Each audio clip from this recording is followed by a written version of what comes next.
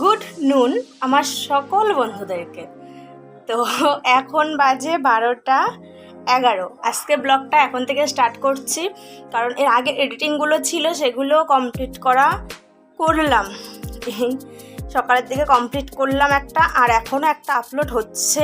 যেহেতু একটু বড় ভিডিও আপলোড হতে অনেকটা টাইম লেগে যাচ্ছে, এইখানে এখনও আপলোড হচ্ছে। তো আরেকটা ভিডিও এখন থেকে স্টার্ট করলাম, এটা আজকের ভিডিও। এটা আমি চেষ্টা করবো কালকে সকালের মধ্যেই দেওয়ার। আজকে এডিটিং করে রেখে দেবো, হয়তো আপলোডেও বসিয়ে দেবো, বাট আপলোড হতে টাইম লেগে যায় অনেকটা। যেহেতু আমার ওয়াইফাই নেই, মোবাইলের নেটের মাধ্যমে আপলোড হয়, এই কারণে বড় ভিডিও হয়ে গেলে অনেকক্ষণ টাইম লেগে যায় আপলোড হতে। তো এখন আমি ছাদে চলে এসেছি, স্নান করে আসলাম। আর এই দেখো, দেখা যাচ্ছে এত রৌদ্রু। এই যে জামা কাপড় নিয়ে চলে এসেছি, এগুলো এখন মেলে দেব। তো দেখি কতটা তোমাদের সাথে শেয়ার করতে পারি ভিডিও। এখন আমি স্নান করে জামা কাপড় মেলতে ছাদে চলে এসেছি। তো আজকে সেই ভিডিওটাই তোমাদের সাথে শেয়ার করছি। আজকে সকালের দিকে স্নান করতে পারিনি, কারণ অন্যদিন মেয়েকে সকালের দিকে পড়াটা দিয়ে আমি স্নান করতে চলে যাই, কিন্তু আজকে মেয়ের একদম মুডটা অফ ছিল, তাই আজকে ওকে ছেড়ে আমি আমার কাজটা করতে পারিনি। তাই সকাল থেকে আজকে ওকে নিয়েই ছিলাম। ওকে এই ব্যায়াম করিয়ে, খাবার খাইয়ে, বই পড়িয়ে, সব কিন্তু কোলে নিয়ে। আজকেও কোল থেকে কিছুতেই নামেনি, কোলে করে বই টই পড়িয়ে তারপর সকালে খাবার যখন খেলো তখন ছেড়ে দিলাম। তারপর ও এখন ওর মতো খেলা করলো, খেলা করে আমি স্নান করিয়ে দিয়ে জামা কাপড়গুলো মেলতে চলে আসলাম। ও হয়তো এখন ড্রয়িং নিয়ে বসে গেছে, কারণ আমি ড্রয়িংয়ে সব কিছু গুছিয়ে দিয়েই চলে এসেছি। তো হয়তো বসবে না, আমি গিয়ে তাড়া দেবো তারপরেই বসবে। এতক্ষণ একটু দুষ্টুমি করে বেড়াচ্ছে হয়তো, বাট যাই হোক না, 30 মিনিট ড্রয়িং করলেই অনেক। তো 30 মিনিট করাবো, তারপর হয়তো সন্ধ্যার দিকে আর 30 মিনিট করাবো, ব্যাস 1 ঘন্টা মেকআপ। 1 ঘন্টা ড্রয়িং করলে এইটুকু বয়সে অনেক, আর কত চাই। তো দেখো, এই শাড়ির ডিজাইনটা কিন্তু অনেকেই খুব পছন্দ করে, তো আমারও খুব পছন্দ এই শাড়ির ডিজাইনটা। তো তোমাদের কেমন লাগলো অবশ্যই বলো।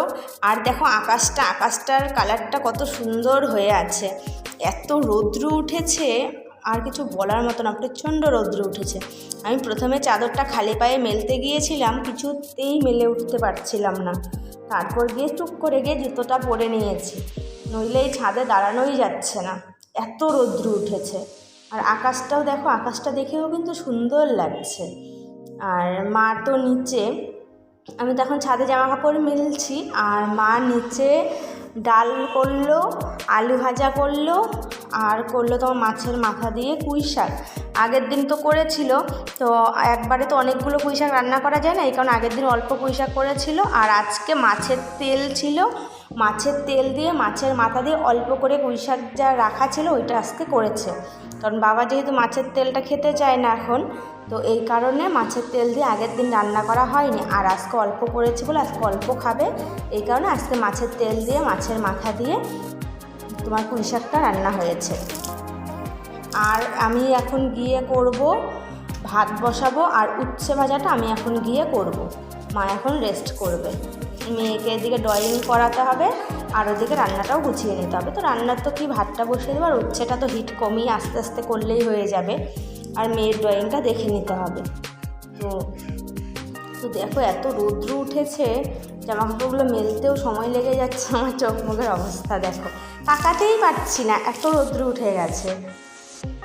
আমি হয়তো খুব কথা বলি, এই কারণে এখন কথাটা অফ করে দিচ্ছি, আবার পরের দিকে কথা বলছি। তো এখন তোমরা কাজগুলো দেখতে থাকো, আর আমি শাড়ির ছবিটাও কিন্তু শেয়ার করেছি, তোমরা কিন্তু অবশ্যই দেখে আমাকে কমেন্টে জানিও, আমি তোমাদের কমেন্টে অপেক্ষায় রইলাম।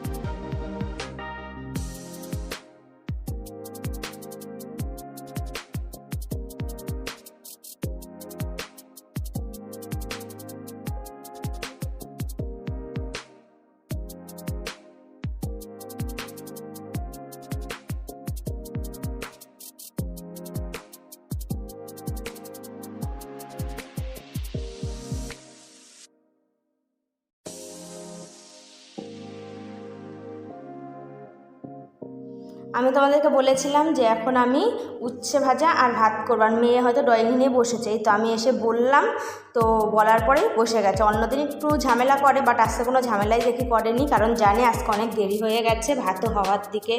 তো বুঝে গেছে যে আজকে এখন না নিয়ে বসলে মা খুব রেগে যাবে, এই কারণেও তাড়াতাড়ি ড্রয়িং নিয়ে বসে গেছে। আর আমার এদিকে দেখো উচ্ছে ভাজাটা প্রায় হওয়ার দিকে, ভাতও আমি বসিয়ে দিয়েছি। আর মাকেও একটু পরে আমি তোমাদের দেখাচ্ছি মা কী করছে। তো আজকে কি রান্না হলো সেটা একটু দেখে নাও। এই দেখো আজকে বলেছিলাম না বিউলির ডাল হয়েছে, এই দেখো আজকে বিউলির ডাল, আর এই যে আলু ভাজা, আর এটা হলো কি পালং শাক, আর এটা হলো সবজি একটু মশলা দিয়ে পাঁচমিশালি সবজিগুলো দিয়ে করা হয়েছে।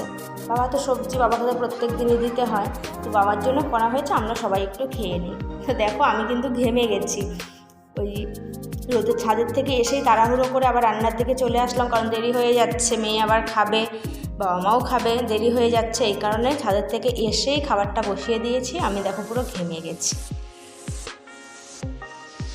মা এখন বাইরে গেছে, বাইরে যে জামা কাপড়, এই দেখো সকালে জামা কাপড়গুলো মেলেছিল সেগুলো তুলে সিঁড়িতে রাখছে, কারণ একটু ভেজা আছে, এই কারণে সিঁড়িতে রেখে দিচ্ছে।